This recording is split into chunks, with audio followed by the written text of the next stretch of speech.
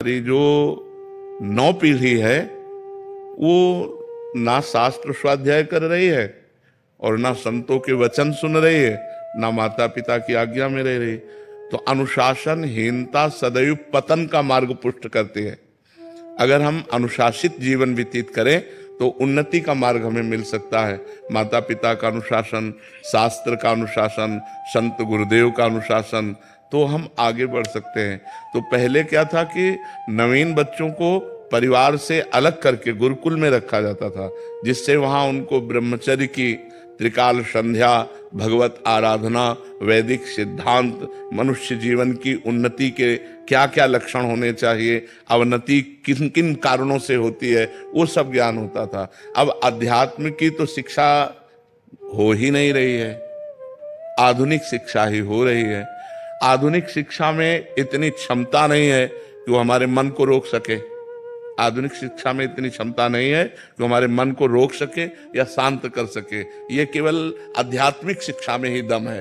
तो आध्यात्मिक शिक्षा विहीन आधुनिक शिक्षा में अब वो अपने माता पिता का अपमान करना, नाना प्रकार की क्रियाओं द्वारा ब्रह्मचर्य को नष्ट करना, व्यसन करना, इसमें हमारी नई समाज बढ़ती चली जा रही है। आप देख लो, छोटे छोटे बच्चे हस्तमैथुन का शिकार हो रहे हैं। छोटे छोटे बच्चे गंदे वीडियो देख करके बॉयफ्रेंड गर्लफ्रेंड, छोटे छोटे बच्चे व्यसन करने लगे हैं।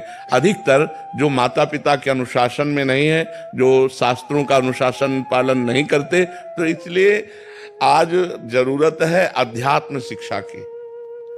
अगर हम अपने बच्चों को थोड़ा शास्त्र श्रवण कराएं, थोड़ा नाम जप कराएं, पवित्र भोजन पवाएं और उनको मित्रवत व्यवहार के द्वारा समझावें कि ऐसे ऐसे गंदे आचरण वाले मित्र मिले तो इनसे दूर रहे। ऐसा छूना, ऐसा करना, ऐसा देखना, ये निषेध है, तुम्हारे जीवन को गिरा देगा। नहीं तो छोटे छोटे बच्चे पतित होते चले जा रहे हैं। जो हमारी एकाग्रता विद्या अध्ययन में लगनी चाहिए, जो हमारी एकाग्रता सामाजिक सेवा में लगनी चाहिए, वो एकाग्रता हमारी नशे में और व्यभिचार में जा रही।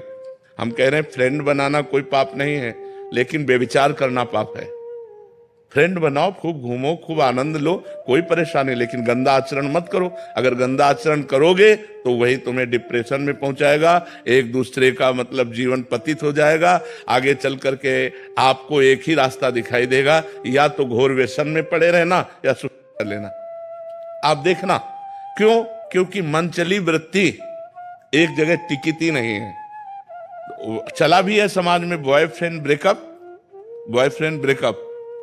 इसमें चरित्र आपका दूषित हो रहा है, आपके विचार दूषित हो रहे हैं, आपकी मानसिकता दूषित हो रही है।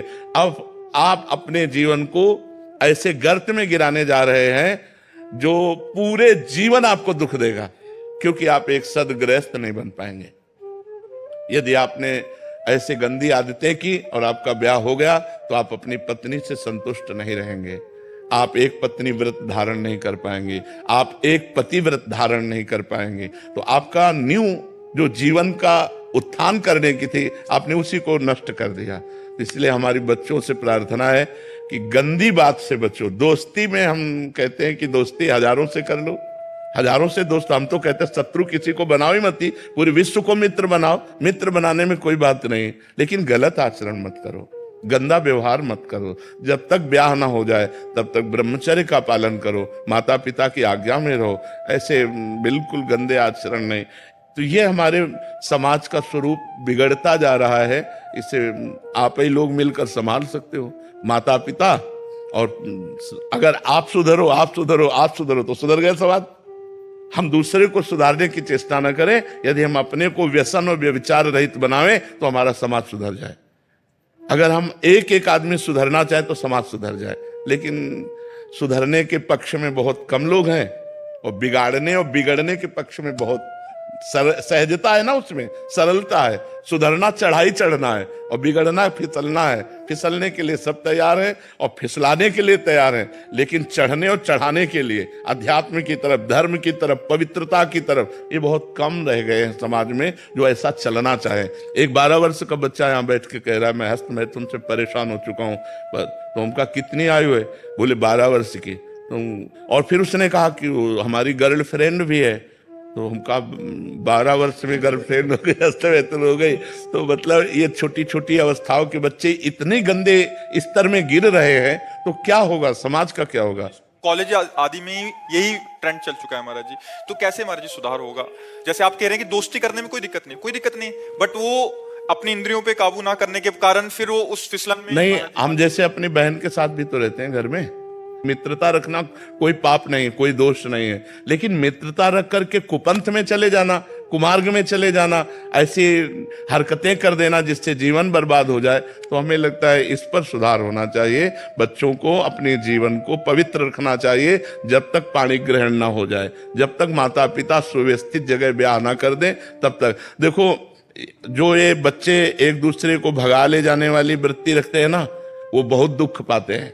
मतलब माता पिता सालों लगाते हैं अपनी बच्ची के ब्याह के लिए, सालों जा जाके अगल बगल पूछ के रिश्ता नाता, उसके आचरण, उसके, तब जाकर अपनी बच्ची को सम्मान के साथ उसके हाथ में देते। और तुम दो चार बातें कही भाग गई उसके साथ, तो पूरा जीवन निर्वाह थोड़ी होगा। तो वो कैसा व्यक्ति स्वभाव वाला है। देखो, प्रेजेंट का स्वभाव अलग होता है, लेकिन हमारा एकांतिक जीवन कैसा है, हमारा पर्सनल जीवन कैसा है। तो जब आप किसी के पर्सनल जीवन में घुसेंगे तो आप खतरा पाएंगे।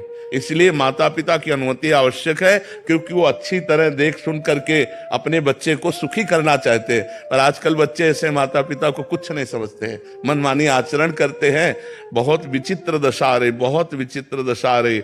जो जवान बच्चे हैं वो बूढ़े माता पिता को पीट रहे हैं अपने माता पिता के अनुसार। और मातृ देवो भव पितृ देवो भव, शास्त्र वेद आज्ञा करता है। अगर माता पिता की आराधना नहीं हुई तो भगवान की आराधना कौन कर सकता है। भगवान तो अव्यक्त है, माता पिता तो व्यक्त भगवान हमारे विराजमान है। तो इसलिए समाज को आध्यात्मिक शास्त्रों का स्वाध्याय करना चाहिए, आध्यात्मिक संतों की वाणी सुननी चाहिए और उसके अनुसार अपने आचरण बनाने चाहिए। हरे कृष्ण महाराज जी, हमारे संतों की निंदा हो रही है तो क्या करना चाहिए? कान में अंगुली डाल लेनी चाहिए, क्योंकि अपने अपने चश्मे हैं। जिस चश्मे को हम हरा चढ़ाएंगे तो संसार हमें हरा दिखाई देगा, लाल चढ़ाएंगे तो लाल दिखाई देगा। अब संतों के भाव को समझ पाना, स्थिति को समझ पाना तो संत ही है। तो संत तो सब है नहीं, तो जिसकी जैसी दृष्टि है वैसे ही तो दर्शन करेगा, और जैसा दर्शन करेगा वैसा वर्णन करेगा। जाकी रही भावना जैसी, प्रभु मूर्ति देखी तिन तैसी। तो हमें चाहिए जहां संत निंदा हो रही हो वहां कान में अंगुली डाल करके चले जाना चाहिए।